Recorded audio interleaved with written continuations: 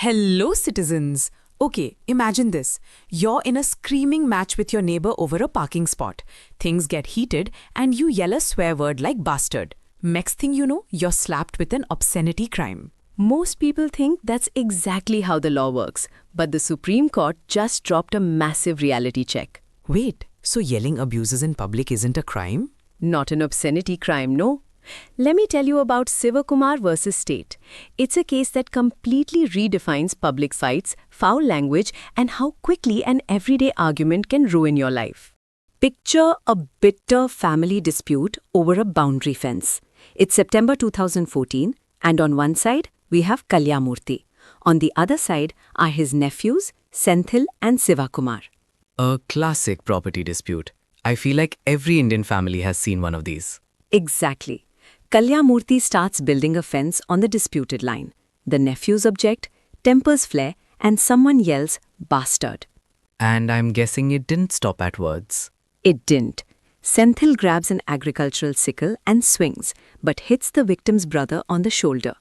Then, in absolute chaos, Don't tell me. Sivakumar picks up a heavy wooden log from the ground and strikes Kalyamurthy squarely on the head. He fractures his skull. Kalyamurthy died in the hospital. God, over a fence. So they both go down for murder? Well, the High Court certainly threw the book at them. They convicted Sivakumar of culpable homicide under Section 304, Part 2, and they used Section 34, Common Intention, to tie Senthil to the death too. Because they were fighting together, right? Like a team. That's what the police claimed. Oh, and they slapped both of them with Section 294B for uttering obscene abuses during the fight. Wait. You're telling me a man is dead and the cops are worried about them saying bastard? It happens all the time to pad the charges, but this is where the Supreme Court dropped the hammer. What did they say? They threw out the obscenity charge entirely. They relied on a massive precedent, the Apurva Arora case, which says that to be legally obscene under Section 294B, words must appeal to a prurient interest. Prurient interest? Basically meaning it has to arouse sexual or lustful thoughts? Spot on. The court said vulgarity and profanities do not per se amount to obscenity. They might evoke shock, anger, or disgust, but not lust. So basically what you're saying is calling someone a bastard makes you rude, but it doesn't make you an obscenity criminal. Exactly. But they didn't stop there. The court also tore apart the common intention charge under Section 34. Proximity isn't proof. Hold on. So just because Senthil was in the same brawl, it doesn't mean he shared the intention to kill. Precisely. He swung at the brother, not the deceased, and he never told Sivakumar to strike the fatal blow. Without proof of a shared mind, you cannot borrow someone else's homicide charge. That's a huge relief. But what about the guy with the log? Was it just an accident since it was a sudden fight? The defense argued that, asking for just grievous hurt.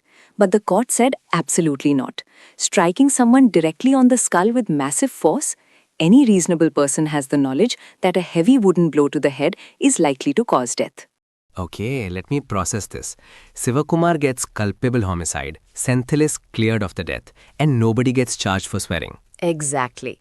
Sivakumar got 3 years of rigorous imprisonment because it was a sudden fight. But the obscenity and common intention rulings are absolute game changers. For regular people, the takeaway is pretty sobering. Yes, you won't go to jail just for swearing in an argument, but a split second of rage over a fence cost a man his life and another man 3 years in prison. Anger is expensive. Always walk away from street fights. And for the lawyers and law students listening, use this prurient interest test aggressively. Quash those lazily drafted FIRs that confuse angry insults with criminal obscenity. And demand actual proof of a shared mind for Section 34, not just physical presence. Wow. You're sounding like a lawyer already. The law is for everyone. Stay informed, stay curious.